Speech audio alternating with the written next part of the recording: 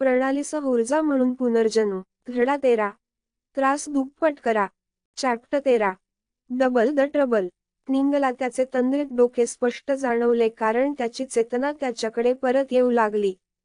आग, मला नेहमीपेक्षा जरा जास्तच डोकं दुखतं. हंगोवर असे वाटते का? मला माहीत आहे ना, आर्ग, हे मला मारत आहे. मला माहीत आहे. निंग शीच मागे पुढे करू लागली. मी शीच बोललो का? त्याला आश्चर्य वाटले. ते खूप विचित्र आहे, त्याने स्वतःलाच उत्तर दिले. काय मी वेडा होणार आहे का? मी स्वतःच का ऐकतो? कोणताही मार्ग नाही. मला आशा आहे की मी वेडा होणार नाही. ते शोषेल. सिस्टीम, माझ्यासोबत काय चालले आहे? नीमच्या डोक्यात एकाच वेळी दोन आवाजांनी विचारले. कसे तरी त्याला असे वाटले की ते दोन भिन्न चेतना आहेत, एकात विलीन झाले आहेत. पेक्षा कमी तुम्ही पॅरलल थिंकिंग अनलॉकच केले आहे पेक्षा जास्त. ही समांतर विचारसरणी. मला वाटले की मी फक्त दुप्पट वेगाने विचार करायला हवा होता. माझ्या डोक्यात विचित्र ओरडत नाही. अरे, तू विचित्र आहेस. इतकं बोलणं बंद करा. तू मला डोकेदुखी देत आहेस. मी मुख्य मन आहे, तू फक्त माझा एक अंश आहेस. अहो, जर कोणी मुख्य असेल तर तो मी आहे. जेव्हा तुम्ही फक्त एक प्रत असता तेव्हा स्वतःला मुख्य महानने थांबवा. अहो, यंत्रणा, या मूर्खाला सांगा इथे मुख्य कोण आहे. हो, या मूर्खाला त्याची जागा सांग. पेक्षा कमी तुम्ही दोघेही मुख्य निंगलोगोंग आहात, तरीही तुमच्यापैकी कोणीही नाही पेक्षा जास्त. पेक्षा कमी तुम्ही मूळ निंगलोगोंगचे दोन्ही भाग आहात आणि तुमची सर्व मूळ मानसिक क्षमता तुमच्यामध्ये समान रीतीने सामायिक केली आहे जेणेकरून तुम्ही गोष्टींवर जलद प्रक्रिया करू शकता पेक्षा जास्त. अरे, मग मी मूठ नाही. युद्धविराम कॉल करायचा आहे का? मला हरकत नाही. ठीक आहे. VTW system. समांतर विचार हे ऊर्जेच्या बाबतीत माझ्यासाठी खूप दूर असायला हवे होते का? मी नेमका हाच विचार करत होतो. ती अचानक का अनलॉक झाली. सिस्टम. पेक्षा कमी तुम्ही कार्य पूर्ण केले पेक्षा जास्त. प्रणालीने अधिक तपशीलवार माहिती दिली नाही. पॅरलल थिंकिंग अनलॉकच करण्यासाठी आपल्याला किती ऊर्जेची गरज होती हे आठवतंय का? सुमारे 200,000 असायला हवे होते ना.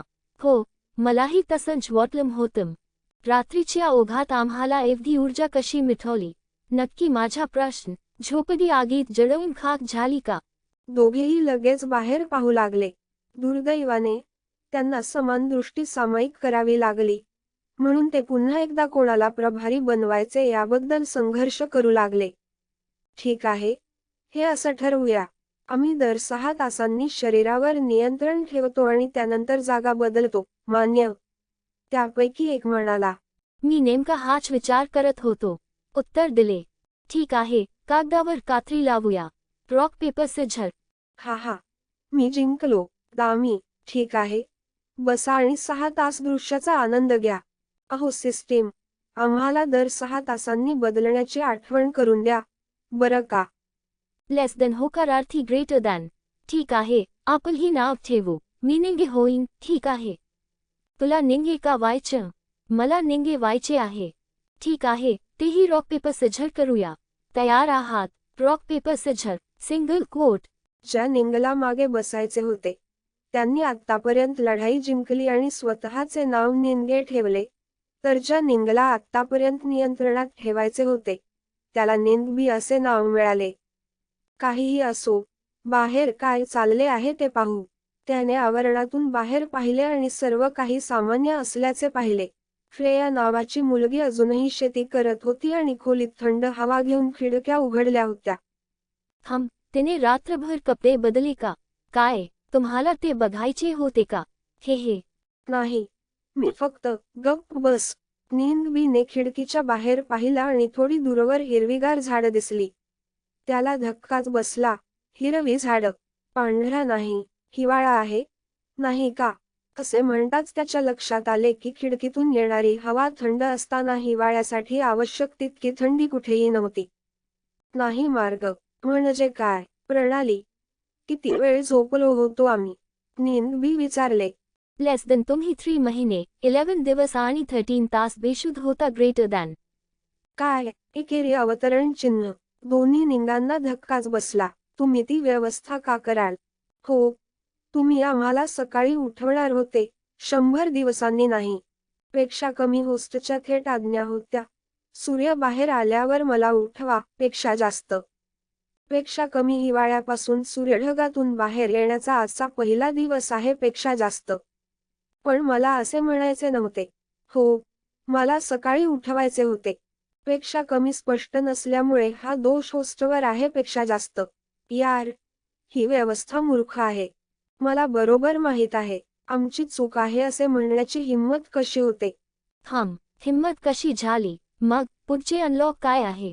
मला माहीत नाही. चला ते तपासा. स्थिती ऊर्जा 1,128,000. कार्य 872,000 अधिक ऊर्जा गोठा करा. बक्षीस तुम्हाला सर्व दिशात्मक दृष्टी मिळते. दुकान लॉक केलेले. चौकटीकन्स पूर्ण. थांबा, तो अजून दृष्टीवर आहे. मग दुकानाचं काय? लेस देन दुकान अनलॉक करण्यासाठी कृपया अधिक ऊर्जा गोठा करा. Greater than. तुम्ही तेच सांगत राहा. निदान काहीतरी वेगळं बोला, देवा.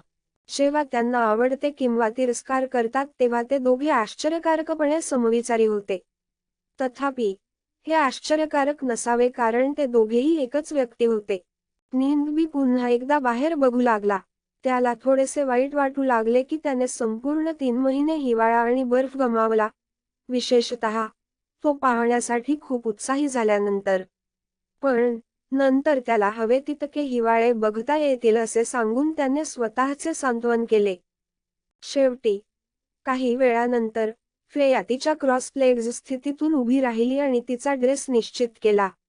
त्यानंतर ती तिच्या तलवारींकडे गेली आणि दोन्ही निम्स दाराबाहेर नेली. सूर्य आकाशात चमकदारपणे चमकत होता. त्याने स्पर्श केलेल्या प्रत्येक गोष्टीला उबदार उष्णता दिली. पेक्षा कमी तुम्ही 100 ऊर्जा मिळवली आहे, पेक्षा जास्त. पेक्षा कमी तुम्ही 100 ऊर्जा मिळवली आहे, पेक्षा जास्त. सूर्यकिरण त्याच्या वस्तीवर पडताच निंगला सूचना मिळू लागल्या. कदाचित ही इतकी वाईट गोष्ट